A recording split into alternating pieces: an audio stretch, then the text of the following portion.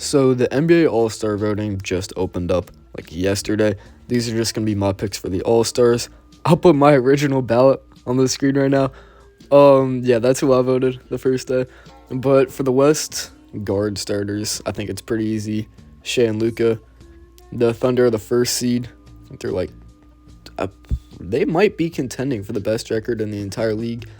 And Shea's been averaging like 30 a game. It's pretty self-explanatory. I don't really think there's going to be much pushback on either of them, since I'm giving Luka the second one. I know he hasn't been the most efficient or the most healthiest. He's still very clearly above everyone else.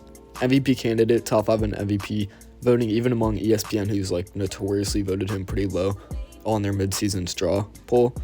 And yeah, I mean, the Thunder 21-5. Mavs also have like a good record, which is a shock. They usually don't.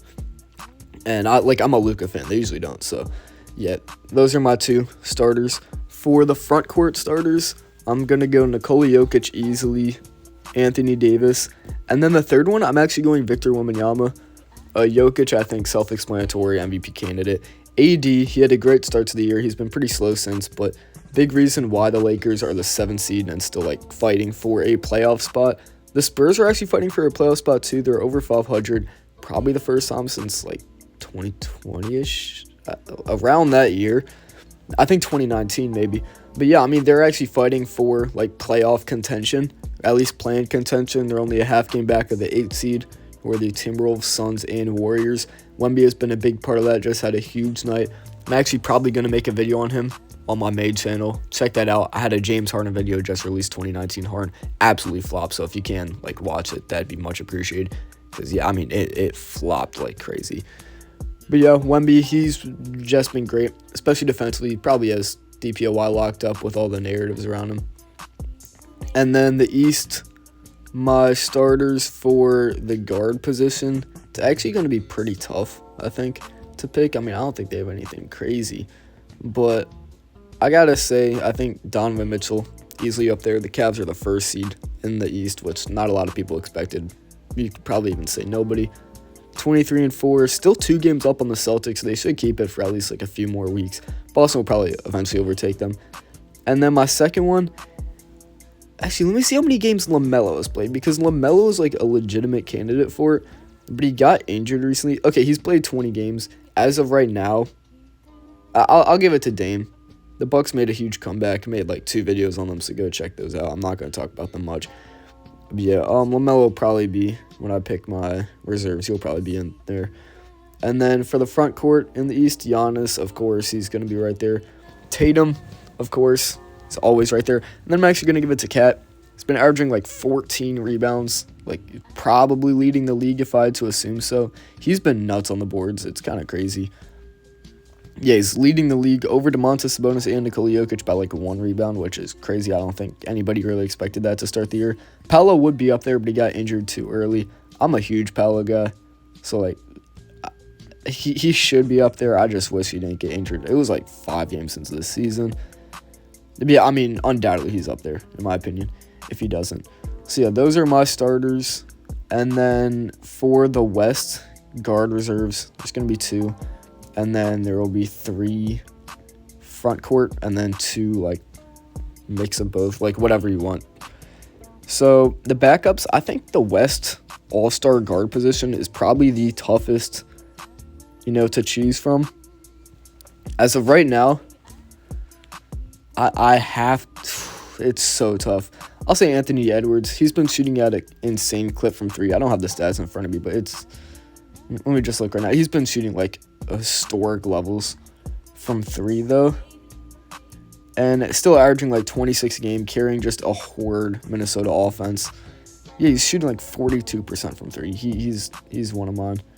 The other, it's really tough. Like, there's a lot of guys that are going to be fighting for the West spot. It's going to be absolutely brutal. Some guys are going to get left out. And I think if it wasn't for injuries, Ja Morant would undoubtedly be up there. I mean, the Grizzlies are 19-9. And, I'll say Ja Morant's up there just because I think the way he's going to continue to play, if he doesn't get injured, he'll be at around the same games, a few less, but around the same games. And He's been the best playmaking season of his career, which is crazy to say considering like 2 years ago he had a huge jump. That year after the huge jump, he had like a huge playmaking jump. In front court backups, it's kind of dry. I'll say KD just because of the impact he's had on the Suns. He's been pretty injured. I'll put LeBron up there just because it's LeBron. Yeah, completely biased, but LeBron will get an all-star spot. He's filling up the stat sheet too, like 23, 9, and 8. And it's LeBron. That's my king. I have to put him up there. I don't care if I'm biased. It's LeBron. And I'll actually put J-Dub there. I know Sabonis probably has better counting stats, but J-Dub, with Chet's absence, he's been huge. The Thunder are a 2 seed, or the 1 seed, and Chet's been injured, so they'll get a second all-star because of how good they are. So J-Dub will get it either way. And I'll just give it to him there. He's such a good scorer. For the East backup guards, I'll put Jalen Brunson in there. He hasn't had an insane year, but like what he's doing for the Knicks is huge. I mean, he's just been a culture changer. And then I'll put Cade Cunningham in there. The Pistons have been like underratedly good. Like they could be a playoff team. They're 11-17 right now. They're on a cold stretch, but they're still only half a game back of the 10 seed of the Nets, who just traded Dennis Schroeder. So I expect them to get in the play-in. The 76ers are lurking, but I mean, the Bulls got to fall off at some point. Like, if they trade LaVine, which seems inevitable, like a LaVine MPJ trade, that could easily happen. So yeah, Cade is up there. I think Garland could get a different spot, like on the backups. And for the East front court backups, I'll put Franz Wagner there for now, just because of how good he was with Palo out, really carrying that team to still contention. Jaylen Brown's got to be up there, just Finals MVP. Celtics are the 2 seed, he's the second option.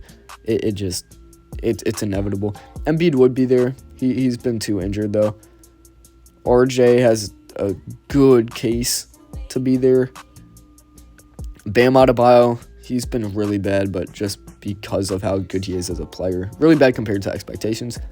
But as of right now, I'll go Scotty Barnes. He's actually expected to come back soon. He's averaging like 28-7. And the Raptors, yeah, they're terrible. But they've had like the most ethical tank. Like they're like actually, I know their record looks bad, but their tank has been insanely ethical. And then for the West, like backup 2 spots, like they're 11-12, they really have to go guard just because of how deep the guards are. I'd be shocked if they don't have 6 all-star guards this year. And for those one of them, I'll pick Devin Booker. He's been great for Phoenix, just doing Devin Booker stuff. And I know Phoenix hasn't been great, but they've been really injured, and their team is so flawed roster construction-wise. Like, it's not fair to Devin Booker. But, I mean, yeah, just another solid season from him. He's actually stayed pretty healthy, 26 games. I think he was. I saw a report that he was questionable for a game. I couldn't catch their game, so I don't know if he played or not. And then the other All-Star, I'll pick Steph. I mean, he just had a terrible game. I'll pick him, but if you want to put a guy like Kyrie, De'Aaron Fox, James Harden in there, like, I can't be mad. It's all so close for that spot. So, I mean, right now, you want to hand it to, like, any of those 4, and there's a legitimate case for them to be made that they're an all-star. For the Eastern Conference, Darius Garland is going to get one of those spots. Like, he's averaging, like, 7 assists on the first seed in the East. And then the other one, it's a toss-up. RJ has a good case for it.